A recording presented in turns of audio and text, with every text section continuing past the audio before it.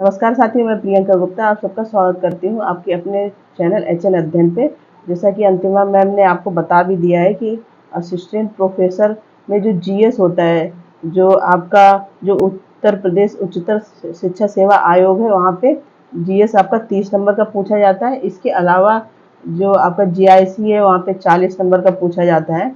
ठीक है, तो हम लोग जो तीनों एग्ज़ाम है यूपी के मेन, एक तो आपका जीडीसी हो गया, इसके बाद जीआईसी हो गया, उसके बाद जो आपका यूपीएचईएससी में असिस्टेंट प्रोफेसर की पोस्ट पे जीएस का कॉमन पेपर रहता है। तैयारी मैं आपको करवाऊंगी और ज़्यादा से ज़्यादा हम लोग कोशिश करेंगे कि जो क्वेश्चन बेस्ड जितने भी टॉपिक रहते हैं उनको आपको अच्छे से करवाया जाए। उसके लिए सबसे पहले तो है कि आपके जितने भी कॉन्सेप्ट है वो क्लियर करवाए जाएंगे। उसके बाद जैसे आपका एक यूनिट ख़त्म होता है तो उसके बाद ही आपको टेस्ट भी दिया जाएगा और डेली की जो क्लासेस रहेंगी आपकी, उसमें भी आपके एमसीक्यूज करवाए जाएंगे, जिससे कि आपका कॉन्फिडेंस लेवल भी बूस्ट होगा कि आपको कैसे कैसे क्वेश्चन पूछे जाते हैं, जिसमें आपके पीवाईक्यू होंगे और जो एक्सपेक्टेड क्वेश्चन आंसर आ सकते हैं वो होंगे। तो जैसा कि आप लोग यहाँ पे सिलेबस देख सकते हैं कि सबसे पहले तो इसमें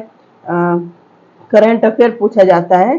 ठीक है, जिसमें नेशनल और इंटरनेशनल दोनों करंट अफेयर आते हैं। इसके बाद जो भी फेमस पर्सनालिटीज़ हैं, जैसे कहीं के कोई पीएम बने हैं, अपने देश के पीएम ने कहीं जाके किसी चीज़ पे वार्तालाप किए, तो ये सारे क्वेश्चन पूछे जाते हैं। इसके बाद स्पोर्ट्स से आपके क्वेश्चन पूछे जाते हैं और विज्ञान के क्षेत्र में कौन कौन सी नई रिसर्चेज हुई हैं उनके बेस पे भी क्वेश्चन पूछे जाते हैं। ठीक है, इसके बाद आपका आता है टीचिंग एंड रिसर्च एप्टीट्यूड।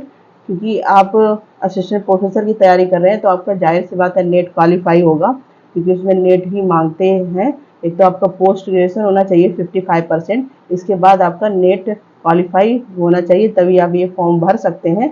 तो जो टीचिंग एप्टीट्यूड और रिसर्च एप्टीट्यूड आपने यूजीसी नेट की तैयारी में पढ़ा है वही यहाँ पे सेम रहता है। ठीक है, और यहाँ डिटेल में भी कि टीचर के क्या उद्देश्य है, क्या आवश्यकताएं हैं, क्या क्या मेथड्स वो अपना सकते हैं। ठीक है, इसके बाद रिसर्च में है कि आपके मेन है कि प्राइमरी और सेकेंडरी कौन कौन से सोर्स होते हैं जिससे हम लोग डेटा कलेक्ट करते हैं, और मेन है कि यूजीसी जो है वो कितना रोल प्ले करती है जो हायर एजुकेशन है उसकी क्वालिटी को और बढ़ाने के लिए। ठीक है, इसके बाद हम लोग बात करेंगे जो आईसीटी का आपका सिलेबस है, उसमें बहुत नॉर्मल से क्वेश्चन आते हैं। ठीक है, तो वो भी आपका अच्छे से करवाया जाएगा। जैसा कि आप देख सकते हैं यहाँ पे दिया है कि इंटरनेट और ईमेल है। इसके बाद जो आईसीटी है उसके क्या लाभ है और क्या उसकी हानि है, क्योंकि आप लोग देख रहे हैं जैसे आजकल सोशल मीडिया ही चल रहा है, तो उसके बहुत सारे तो फायदे भी हैं, लेकिन ज़्यादा से ज़्यादा नुकसान भी आपको देखने को मिलते हैं। ठीक है, कोई भी न्यूज़, कैसी भी फेक न्यूज़ बहुत जल्दी सर्कुलेट हो जाती है। ठीक है, वो सब चीज़ें आपको बताई जाएंगी। इसके बाद है मानव एवं पर्यावरण। तो ये जो आपने ईवीएस पढ़ा था यूजीसी नेट पेपर 1 के लिए, वही यहाँ पे है, उससे कम ही यहाँ पे दिया गया है। ठीक है, इसके बाद है भारतीय इतिहास एवं भूगोल। तो भारतीय इतिहास में सबसे ज़्यादा जो पूछा जाता है कि भारतीय संस्कृति की क्या क्या विशेषताएं हैं, वहाँ से क्वेश्चन आपको पूछने को मिलता है। इसके बाद ईवीएस का है कि पर्यावरण क्षरण के कारण क्या है और उसको हम लोग कैसे उसका निवारण कर सकते हैं। ठीक है, और अंतर्राष्ट्रीय या राष्ट्रीय लेवल पे क्या क्या प्रयास किए जा रहे हैं, इसके बारे में भी क्वेश्चन आपसे पूछा जाता है। ठीक है, तो ये सारी चीज़ें हम लोग देखेंगे। इसमें है कि जो ईवीएस से जुड़ी हुई संस्थाएं, पर्यावरण से जुड़ी हुई संस्थाएं जो बहुत पहले से काम कर रही हैं, उनसे भी रिलेटेड कभी कभी क्वेश्चन आ जाता है। जैसे आपका मैच ऑफ द फॉलोइंग में पूछ लेते हैं कि कौन सी संस्था किस ईयर में आई है या कौन सी संस्था किस मेन चीज़ पे काम करती है। जैसे ओजोन लेयर के लिए भी संस्थाएं काम करती हैं, तो ये सब पर्यावरण में आपका पूछा जाएगा। भारतीय इतिहास एवं भूगोल, इसमें आपका है कि कौन भारतीय कल्चर क्या है। इसके सबसे क्वेश्चन पूछे जाते हैं कि भारतीय राष्ट्रीय आंदोलन जो आपका 1857 की क्रांति हुई थी और 1950 तक जो चले, जब तक हमारा देश आज़ाद हो गया था तब तक क्या सारी प्रोसेस रही थी, कौन कौन से आंदोलन हुए थे। ठीक है, उससे क्वेश्चन आपसे ज़्यादा पूछे जाते हैं। ठीक है, और ज्योग्राफी में हम लोग बात करेंगे कि ब्रह्मांड की उत्पत्ति कैसे हुई। नॉर्मल सामान्य भूगोल यहाँ पे पूछा जाता है। इसके बाद है पॉलिटी और इकोनॉमी। ठीक है, तो आपकी प्रस्तावना क्या है, मूल अधिकार क्या है और आपकी नीति निर्देशक तत्व या सिद्धांत क्या है, ठीक है, ये सब क्वेश्चन पूछे जाते हैं। इसके बाद विधायिका, कार्यपालिका और न्यायपालिका से भी आपके क्वेश्चन पूछे जाते हैं, ठीक है। तो ये सारी चीज़ हम लोग जो इंडियन पॉलिटी पढ़ेंगे उसमें कवर करेंगे। इसके बाद आपका इकोनॉमी है, गरीबी, बेरोजगारी, प्लानिंग क्या है, ठीक है, कि मतलब इकोनॉमी अब कैसी है। जो आपका बजट पास हुआ है वहाँ से क्वेश्चन इसमें आता है कि किस क्षेत्र में कितना बजट दिया गया है, ठीक है, कृषि के लिए क्या क्या काम किए जा रहे हैं। तो ये आपका यूपीएससी है जो उसका सिलेबस है, ये पूरा आपका कवर किया जाएगा और डेली क्लास के साथ जैसे कि बताया गया एमसीक्यूज भी कवर किए जाएंगे, ठीक है। इसके बाद हम लोग बात करेंगे जीडीसी और जीआईसी की, वहाँ पे कैसे कैसे सिलेबस है, क्या वहाँ पे चीज़ें थोड़ी सी चेंज। हम लोग जीडीसी की बात कर लेते हैं। तो यहाँ पे आप लोग देख सकते हैं जीडीसी में क्या क्या जीएस पूछी जाती है। जैसे आपका जनरल साइंस हो गया, जो आपका यूपीएचईएससी में नहीं पूछा जाता है जनरल साइंस, लेकिन वहाँ पे जैसे ईवीएस दिया गया है, ठीक है, तो ईवीएस थोड़ा सा अलग हो जाता है। लेकिन यहाँ पे जो जनरल साइंस है, जो आपकी क्लास 10 तक की एनसीईआरटी से यहाँ पे क्वेश्चन पूछे जाते हैं, ठीक है। तो एग्जाम के बेस्ड या प्रीवियस में कैसे कैसे क्वेश्चन पूछे गए हैं उसके हिसाब से आपकी यहाँ पे तैयारी करवाई जाएगी, ठीक है। इसके बाद करंट अफेयर तो यहाँ पर भी है, जैसे कि ये सारे यही आपने देखा है, यहाँ नेशनल और इंटरनेशनल स्पोर्ट्स से, या फिर अभी आपका इलेक्शन हुआ था, बजट पास हुआ है, यहाँ से क्वेश्चन आपको देखने को मिलेंगे, ठीक है। हिस्ट्री है आपका, इसमें भी देखो इंडियन नेशनल मूवमेंट से यहाँ पे ज़्यादा क्वेश्चन आते हैं। हिस्ट्री से भी एक दो क्वेश्चन आपको देखने को मिल जाएंगे, ठीक है। Sir Indian polity and economy है, ज्योग्राफी, इंडियन वर्ल्ड और इंडियन ज्योग्राफी यहाँ पे है, ठीक है। इसके बाद जो आपकी यहाँ पे mental ability and static data analysis है जीडीसी में, ठीक है, ये भी आपको अच्छे से करवाया जाएगा। तो कुल मिला के आपकी एक तो यूपी जीडीसी की वैकेंसी निकलती है, ठीक है। इसके बाद जीआईसी लेक्चरर की होती है, उसमें भी आपका नेट मांगा जाता है। इसके बाद हम लोग यूपीएचईएसई, ठीक है, ये 3 कवर करके चलेंगे। जो आपका असिस्टेंट प्रोफेसर जीएस का बैच स्टार्ट होने वाला है, ठीक है, उसमें ये सारी जो इतने एग्ज़ाम हैं 3 एग्ज़ाम, उनको ध्यान में रखिए। एक अलग से यूनिट वाइज सिलेबस पूरा बनाया गया है जिसमें इन तीनों के ही सारे टॉपिक इंक्लूडेड हैं, ठीक है। वो मैं आपको दिखा देती हूँ कि उसको कैसे कैसे हम लोग करने वाले हैं, ठीक है। यहाँ पे आप लोग देख सकते हैं जो आपका बैच आएगा जीएस यूपी असिस्टेंट प्रोफेसर, ठीक है।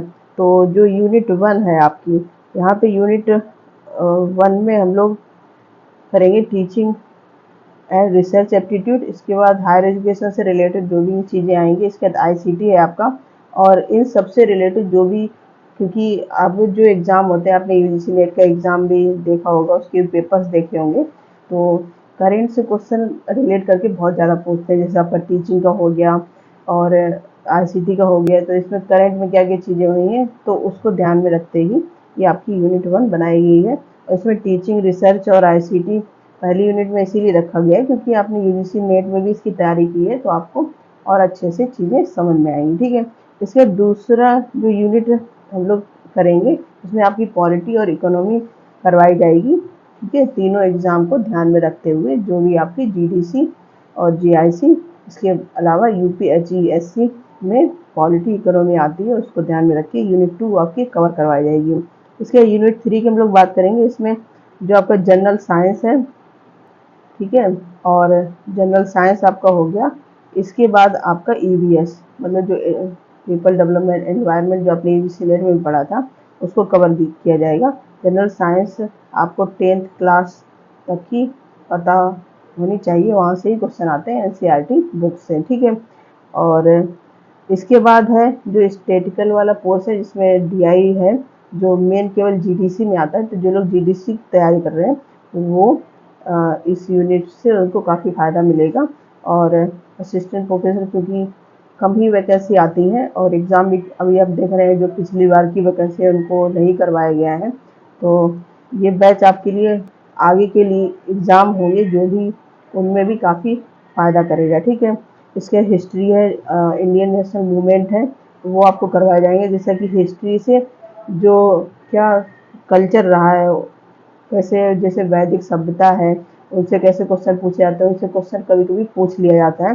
और सबसे ज़्यादा क्वेश्चन आपके पूछे जाते हैं इंडियन नेशनल मूवमेंट से, काफ़ी क्वेश्चन पूछने को इंडियन नेशनल मूवमेंट से काफ़ी क्वेश्चन आपको देखने को मिलते हैं। आप जब प्रीवियस ईयर आपने देखे होंगे या मैं भी आपको क्लास के साथ साथ करवाती जाऊंगी, तो उसमें आप देखेंगे कि सबसे ज़्यादा यहीं से क्वेश्चन पूछे जाते हैं। ठीक है, इसके ज्योग्राफी है आपकी, इसमें इंडियन और जो आपकी वर्ल्ड की ज्योग्राफी रहेगी वो सारी कवर करवाई जाएगी एग्जाम पॉइंट ऑफ व्यू से। ठीक है, इसके बाद हम लोग बात करेंगे करंट अफेयर, जो आपका टोटल तीनों एग्जाम को ध्यान में रख के 7 यूनिट बनाई गई हैं। ठीक है, तो ये आपको सारी चीज़ें कवर करवा देगा। इसमें है कि आपको अलग से कहीं पढ़ने की ज़रूरत नहीं है। इसके बाद अगर आप यूपी के कोई भी एग्ज़ाम की असिस्टेंट प्रोफेसर की तैयारी कर रहे हैं तो उसके लिए सबके लिए ये बेनिफिट होने वाला है। अब करंट अफेयर की क्लासेस आपकी कैसे होंगी, ये संडे टू संडे हुआ करेंगी, जिसमें आपका जितना भी इम्पोर्टेंट करंट अफेयर है, जैसे आपका अवार्ड हो गए, इसके बाद फेमस पर्सनालिटी हो गई। ठीक है, अभी आपका इलेक्शन हुआ तो वहाँ से भी क्वेश्चन पूछे जाते हैं। इसके बाद अवार्ड कौन कौन से हो गए, स्पोर्ट्स से रिलेटेड क्वेश्चन पूछे जाते हैं। अभी तो वर्ल्ड कप इंडिया ने जीता है तो वहाँ से क्वेश्चन आपको देखने को मिलेंगे। ठीक है, इसके बाद है जैसे एनवायरनमेंट से रिलेट करके काफ़ी क्वेश्चन पूछे जाते हैं, जैसे रामसर साइट हो गई। इसके बाद आपकी NIRF की रैंकिंग क्या रह सकती है, पिछली बार जो आई थी वो क्या है, या नई आएगी तो वो क्या हो सकती है। तो मतलब जितने भी तरीके के क्वेश्चन करंट अफेयर से रिलेटेड पूछे जाते हैं, और टोटल जैसे 30 क्वेश्चन है तो एवरेज में कम से कम आपके 7-8 क्वेश्चन जो है करंट अफेयर से ही पूछे जाते हैं। ठीक है, तो करंट अफेयर हम लोग अच्छे से करेंगे, संडे टू संडे करेंगे, लेकिन इसको अच्छे से किया जाएगा। इसके बाद क्लास आपकी वैसे नवंबर या दिसंबर तक रहेंगी। इसके बाद जैसे अगर आपकी एग्ज़ाम डेट जल्दी आ जाती है तो उसके हिसाब से आपको क्लासेस का टाइम टेबल बदल भी सकता है।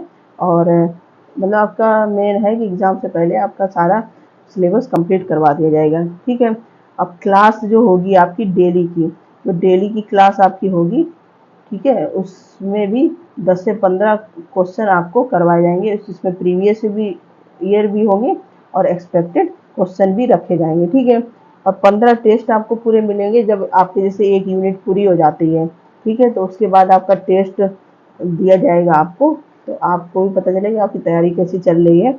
ठीक है, वो आपको टेस्ट दिए जाएंगे। इसके 5 फुल लेंथ टेस्ट आपको दिए जाएंगे जब आपका पूरा सिलेबस कंप्लीट हो जाएगा उसके बाद। ठीक है, तो ये हो गया।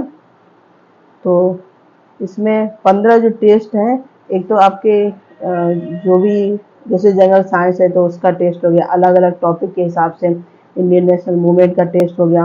ठीक है, ICT है और पॉलिटी है, इकोनॉमी है, इनके अलग अलग आपको टेस्ट दिए जाएंगे और प्लस मिक्स भी टेस्ट दिए जाएंगे। ठीक है, तो बाकी इसकी PDF वगैरह सब आपको टेलीग्राम चैनल है वहाँ से मिल जाएगी क्लासेस की। ठीक है, और इसके अलावा भी आपकी कोई डाउट है, कोई क्यूरी है, तो आप ये नंबर दिया गया है, इसको नोट डाउन कर सकते हैं, यहाँ पे कॉल करके जो भी आपकी समस्या है उसको बता सकते हैं। ठीक है, और कोर्स का क्या प्राइस रहने वाला है, कितने का है, वो सारा कुछ मैम आपको बता चुकी हैं। फिर भी और कोई डाउट है तो आप कमेंट सेक्शन में पूछ सकते हैं। और आप लोग कमेंट सेक्शन में ये ज़रूर बताइएगा कि आप लोगों ने किसने पिछली फॉर्म भरे गए थे वो किसने किसने फिल किया था, और कौन है जो अभी तैयारी कर रहे हैं, जो पहली बार एग्ज़ाम देंगे या 1-2 बार दे चुके हैं। ठीक है, तो इस प्रकार से आपका पूरा असिस्टेंट प्रोफेसर का बैच रहने वाला है। इस प्रकार से हम लोग पूरी तैयारी करेंगे। ठीक है, और सारी जितने भी असिस्टेंट प्रोफेसर के एग्ज़ाम होते हैं यूपी में मेन, वो सबको ही हम लोग कवर करेंगे। तो आशा करते हो एक एक चीज़ आपको क्लियर हो गई होगी। इसके अलावा भी कोई डाउट है तो कमेंट सेक्शन ज़रूर बताइएगा, और जल्दी आपकी क्लासेस भी स्टार्ट हो जाएंगी। इसी प्रकार से बने रहिए HN अध्ययन से। अगर आपने चैनल को सब्सक्राइब नहीं किया है तो चैनल सब्सक्राइब कर लीजिए और टेलीग्राम चैनल भी ज्वाइन कर लीजिए, जिससे कि कोई भी अपडेट आता है तो आपको मिलता रहे। और बने रहिए HN अध्ययन से। धन्यवाद।